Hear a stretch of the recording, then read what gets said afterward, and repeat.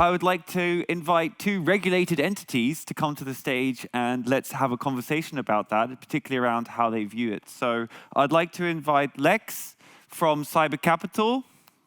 Woo! I think you can sit on the end over there. And Elke, who's joining us from Coinbase.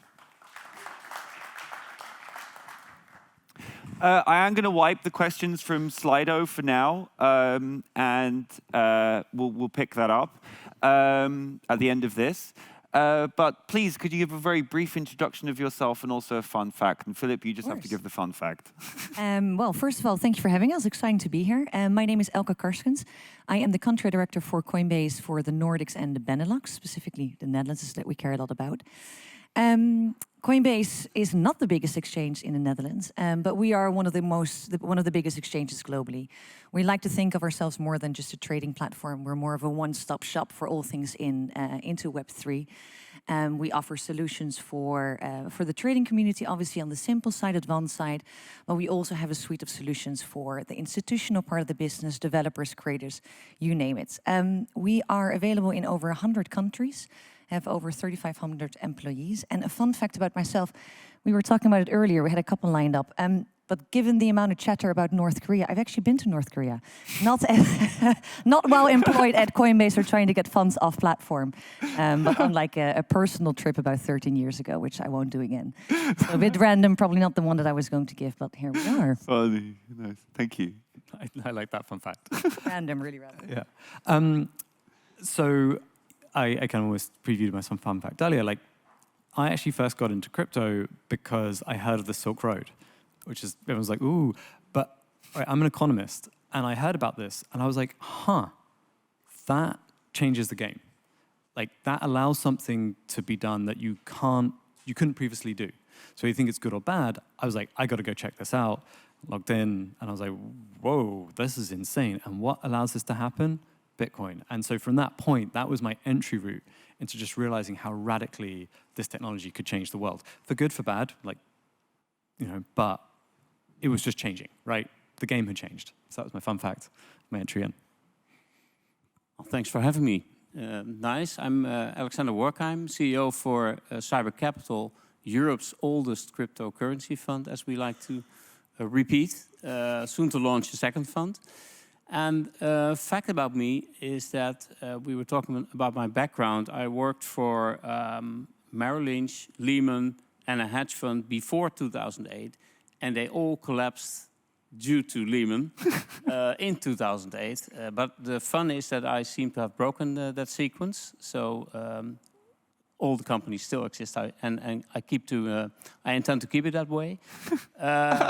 I joined because I thought, wow, I want to learn. This is a great industry. I want to be in there. I want to learn and experience and help with my experience. And the fact is, we are in the regulatory space already, that I'm actually spending 50% or more of my time talking to lawyers, regulators.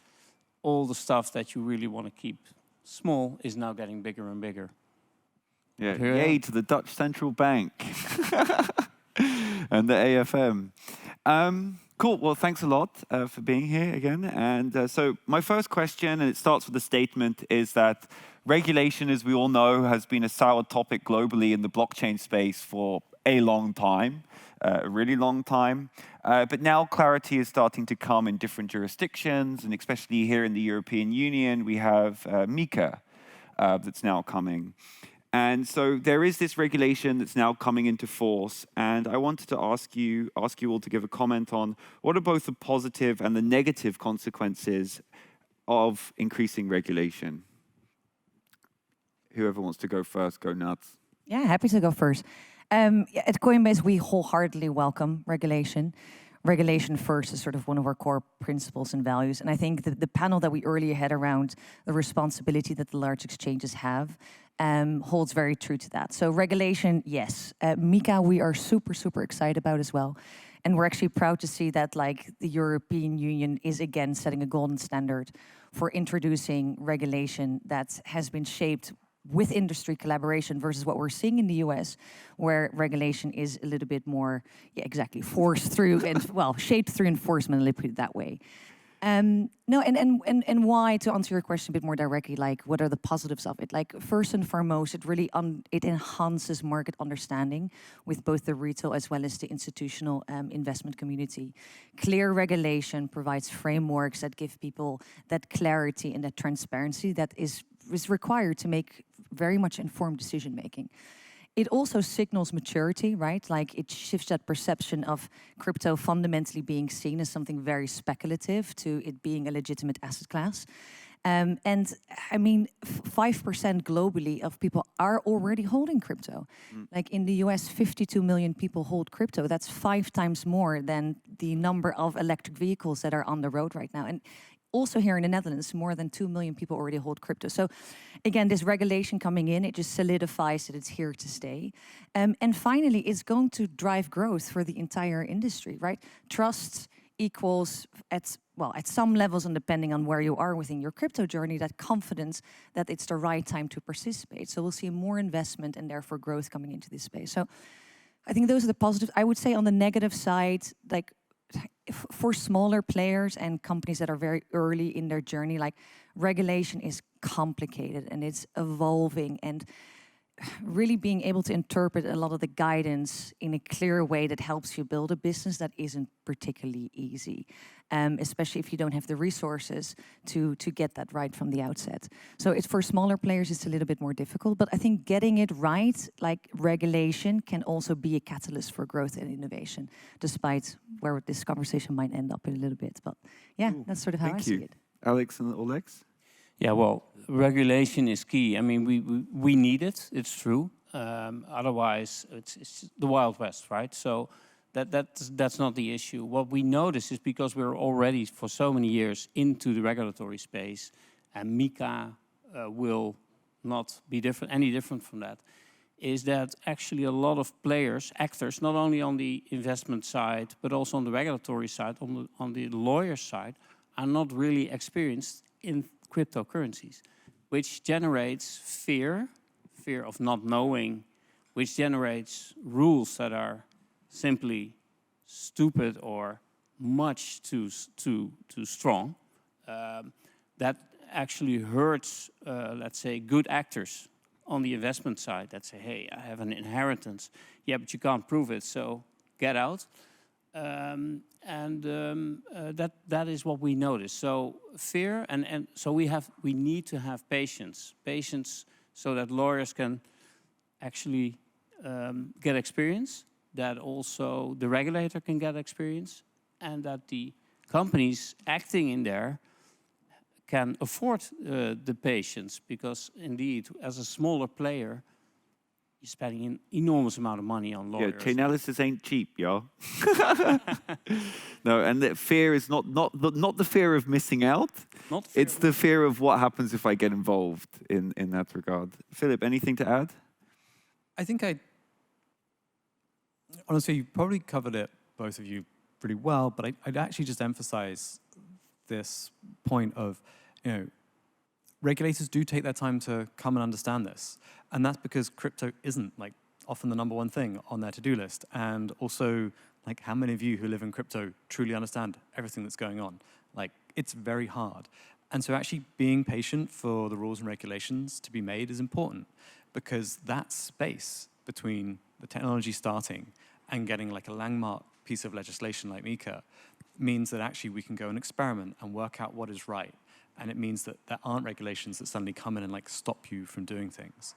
And that's why I think there's been this journey. Like AML, anti-money laundering regulation applying to crypto, that was pretty simple and early, because people were like, oh, this is just money moving. But everything else that has been added on top has taken some time, because they wanted to understand what is the peculiarities, the specificities of crypto, and how should they make the right rules. So I just sometimes want to push back when people say, hey, we don't have the right regulation and that's stopping us from doing things. Regulation can stop you from doing things too. And so kind of go experiment, talk to people, and that means there'll be better regulation in the future. And it'll be the regulation you kind of need, rather than just regulation that says, stop doing this. Yeah, and I think I would also build on that, because you're right, it can take a really long time for legislation to come into effect. But then once it does, things can actually move really, really fast. So in the UK, for example, Sunak a couple of years ago made a really big statement that he wants the UK to become the global crypto hub. And an existing regime, which is called the financial promotional regime, which has applied to TradFi for a very, very long time, as of October of last year, actually ended up scoping in digital asset service providers. And the decision was made that that would come into effect within 6 months, and guidance ended up coming in super, super quickly.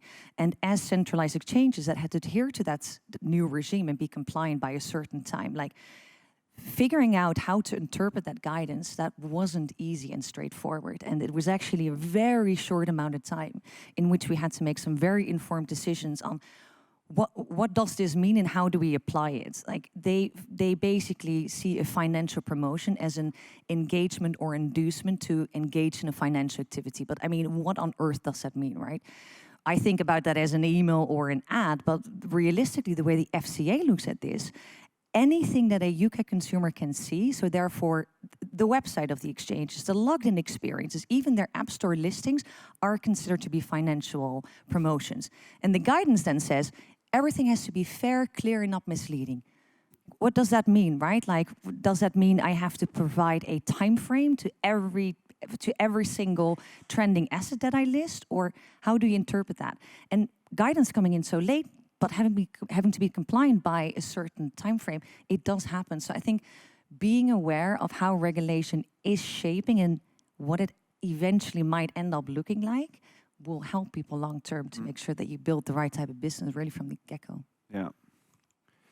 Yeah, my mum, I was so annoyed. There's someone in the UK, they said that one of the government institutions says that it's all gambling. And then it was on BBC and my mum sent it to me being like, look, crypto's all gambling. And I'm like, no. But then they released a statement against it. But of course, the BBC didn't publish that. So it's months later.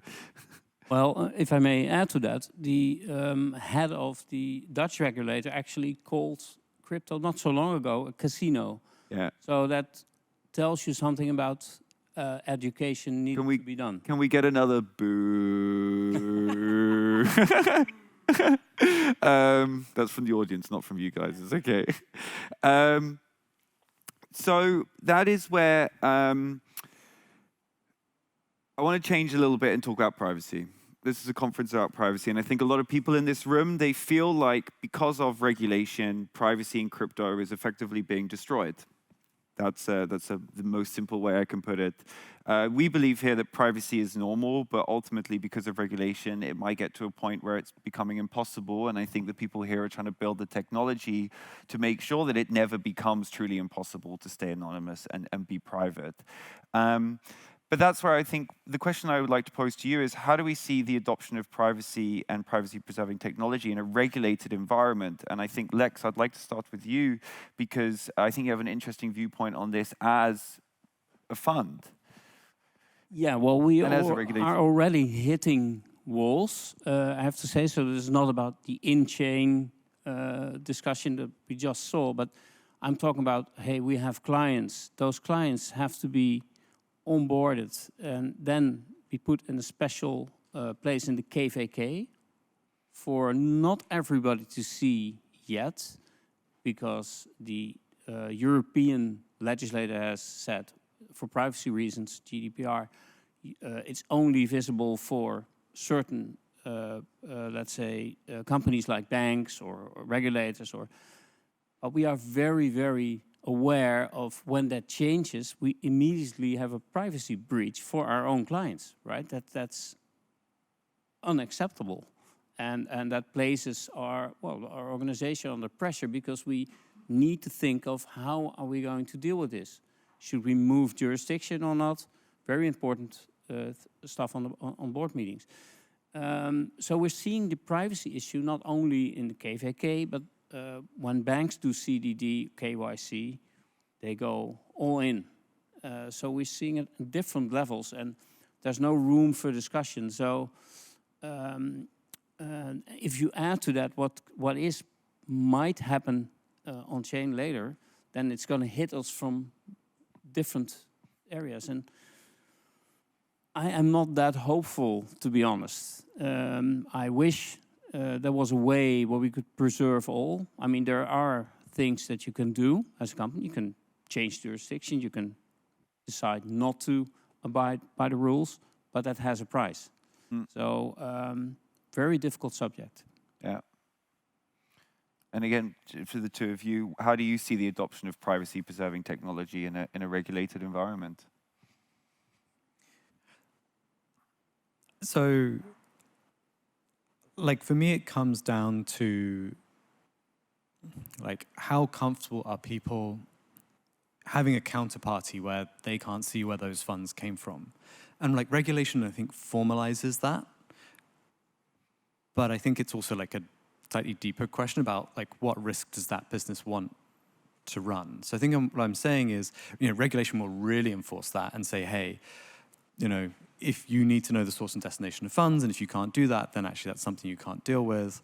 But there's almost like action before regulation where people try and work out their own personal policy or their business's risk profile. How much of this am I willing to accept versus not? And so as we see more and more privacy-enhancing technology, like that I think is the debate that I think we need to work out. Like, how can someone say, okay, these funds, I can give some guarantee that I check them on the way in, and then I mix them all together, and so when they come out, we can say, we don't know who the source of these funds were, but we do know that at least none of it was illicit at the time that we grouped it all together. So I think like it becomes a slightly more complex conversation. It's not just, hey, this person is making a technology that makes everything privacy enhancing, but are they also doing, some check first so that they enhance the privacy while making it compliant? Regulation probably won't drive that for a while because that's a complicated question, but instead people in the industry can go, what level of risk am I comfortable with?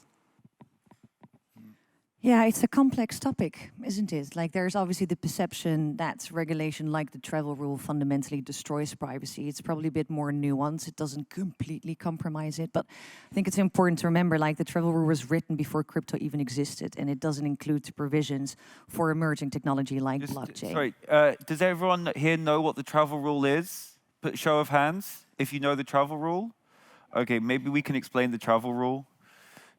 Yeah, financial institutions are responsible for sharing information when funds are being shared over a certain amount to one another. We fundamentally believe that there is a way forward by probably really strong industry collaboration on innovation, so that solutions are being built that on one hand ensure like we remain compliant with regulation like the travel rules, but on the other hand very much still protects the user security and privacy. So I think a good example of that is trust, in case you are not familiar with that, which stands for Travel Rule Universal Solution Technology, which is an industry-driven project. Coinbase was part of that as well, that is exactly trying to sort of achieve that. But it is complex. It's a very fine line to balance.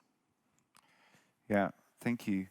And on that fine line, do we really think that in this day and age, regulation is really protecting users?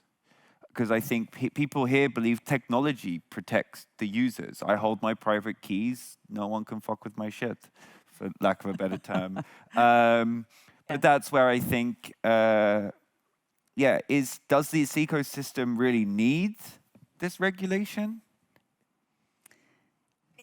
I think this community definitely like knows how to use their private chains and like control their own shit. But I think there's a lot of people that are also dabbling in this space that are not as educated and as advanced. So the fine line, there's a very fine line between necessary regulation and regulatory overreach, right?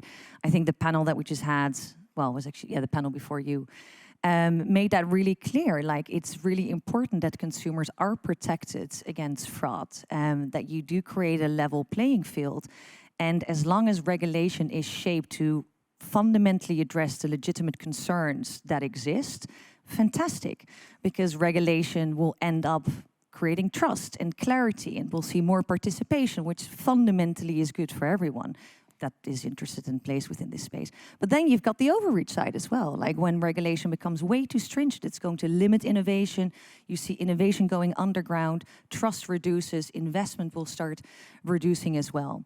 So it's a really fine line. And that's why it's important that regulation is shaped in collaboration with the industry, so that it doesn't hinder innovation.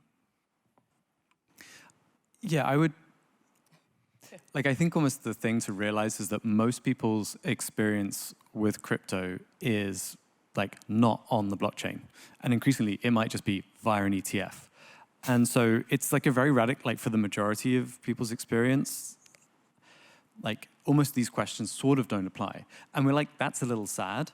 Maybe one day we'll get, you know, people to use more on-chain solutions, but like there, it is such a big leap, like for most people, for Jonathan's mum to understand it's not gambling. There are these things that can be done. Like so that's the maturity that we need to do. Like I actually don't think that's regulation that really drives that. That is like customer experience. It's UX. It's making the technology just kind of flow through. Once that's ready, then I think people can go down and play. Like don't be motivated by regulation to improve that experience. Be motivated by driving greater and greater adoption to improve that experience. Like, normal people won't come if they're going to lose stuff. They're going to stay in the ETF, and that means crypto kind of stays a little bit boring like that. So if you want it to be more exciting, don't wait for the regulators. Think about how you build that in. Responsibility in a way. For me, I mean, regulation, yes, it will protect certain individuals against certain let's say, events. It can also smother innovation. It's a smother commercial success.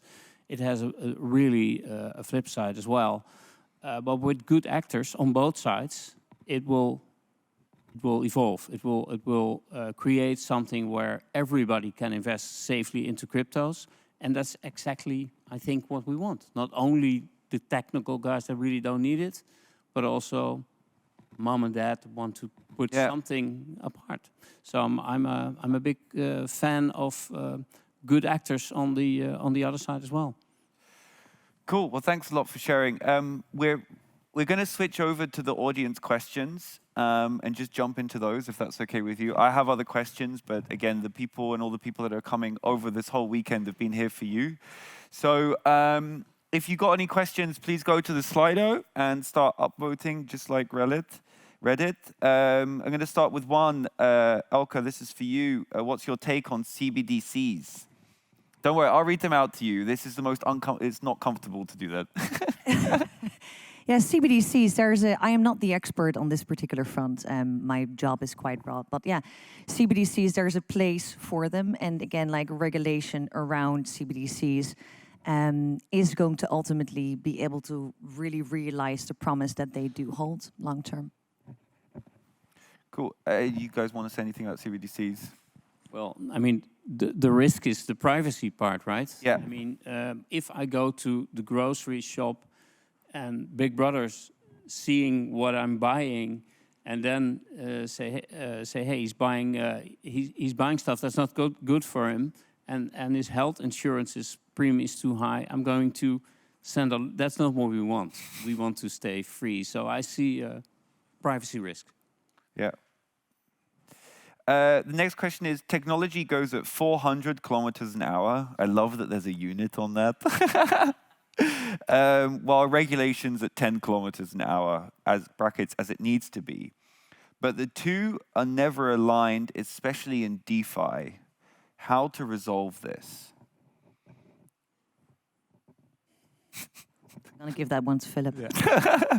Like, I think that's where, like, the 2 points I raised earlier of, like, don't let the North Koreans launder money and, like, don't steal or lose your customer funds, those are the main things the regulators are concerned about. So you can kind of take that on as self-regulation and, like, keep innovating. So there are some, like, basic rules, as it were, of the road to stay with. And then I think the other, like, maybe this is more of a personal opinion. Like, the reality is, like, that's why the US has their model of enforcement, right? Because they can never predict what's going to be good or bad before the fact. They're just going to wait until something goes wrong after the fact and then go, well, that was wrong. And you're like, that really hurts as an innovator. Like, I carry that risk. And that's why I say keep those basic rules. And it's kind of a little bit, like, at least when you're small, it's okay to ask for forgiveness later than to try and like have that permission first. Once you get to a decent scale, then, you know, because the harm that you can do if things go wrong is much larger, that's the time to start engaging. But like, remember, most innovation doesn't get off the launch pad. Instead, it kind of builds into the bigger and bigger ideas that eventually get us new successful things. So kind of don't be scared at that smaller scale. Like, keep innovating there.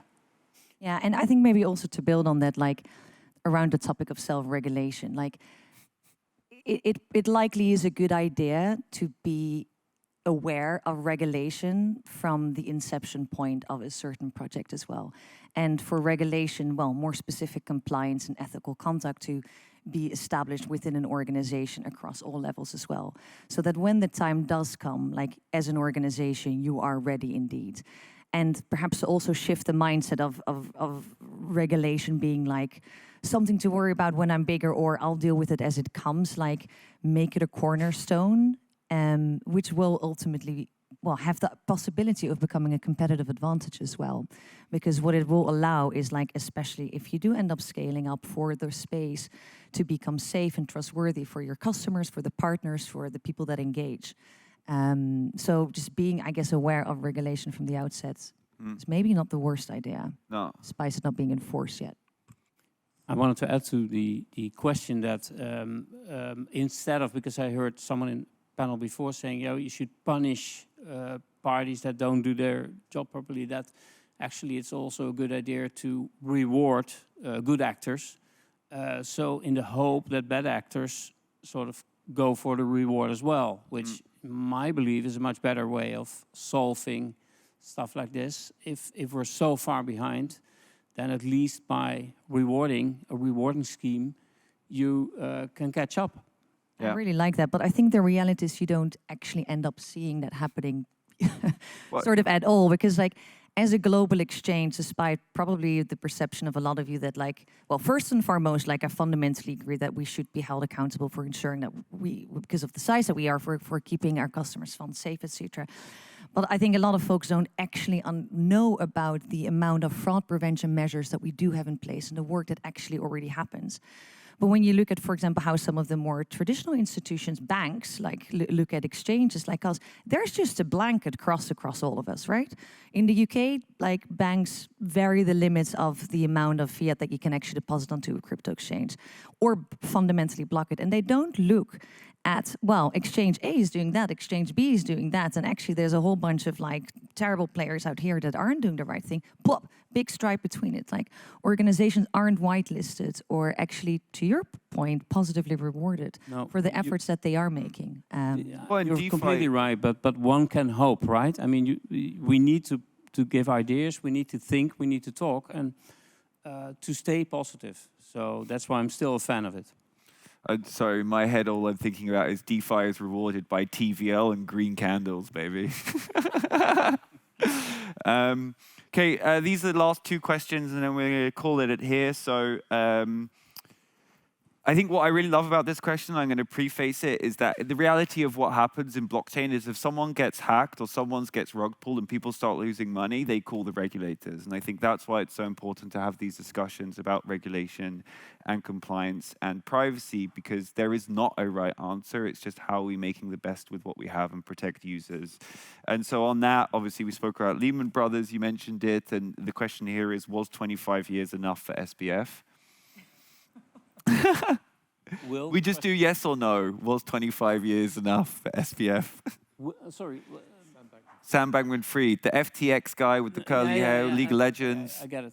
Well, I no, but he had actually great lawyers, great regulatory lawyers. So insane. But no. I mean, not a judge, but I would say yes. He was held accountable. Yeah. In like a serious way. 25 years is... Yeah. Yeah, but what, he's going to get out in what, 20, 18, good That's what I behavior. worry about. I don't know. I want to mention this at this point as well. It's like, yes, Ross Ulbricht was mentioned yesterday, right? He dedicated the talk to Ross Ulbricht, and I think that's where, yeah, it does call into these bigger discussions on are the right people also being put away in that regard. So I think a nod to that. The last question that was up here already was, do you think giving individuals so many responsibilities when making transactions and using on-chain tools have limitations in usage? So I need to make sure I understand that.